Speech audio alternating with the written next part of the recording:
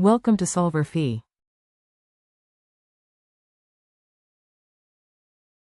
13.70, we're told that a can of diet soda floats in water, whereas a can of regular soda sinks.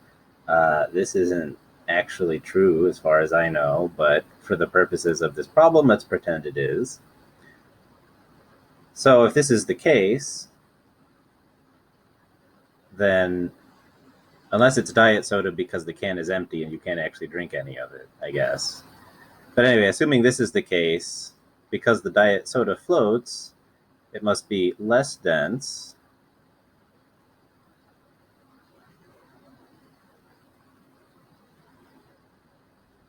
than water.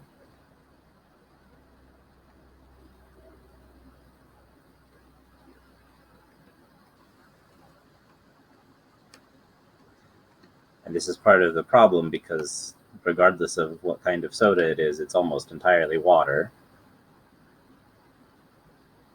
And then you add in the fact that it has stuff dissolved in it and has an aluminum can, despite being rather thin around it.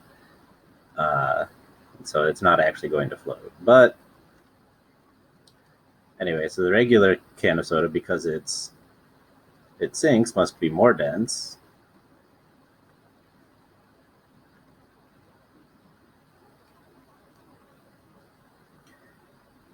So now we want to explain this in terms of the buoyant force.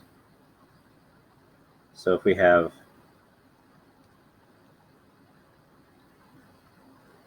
two soda cans here,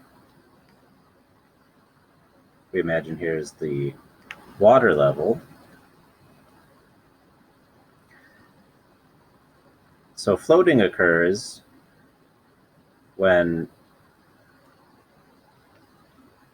the weight of an object, which is its density times its volume times the acceleration of gravity, is balanced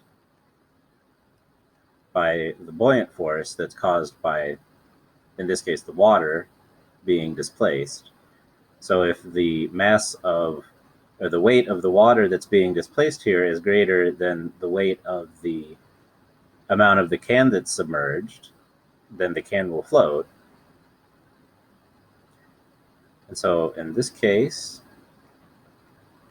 because it's floating, the buoyant force is equal to the weight.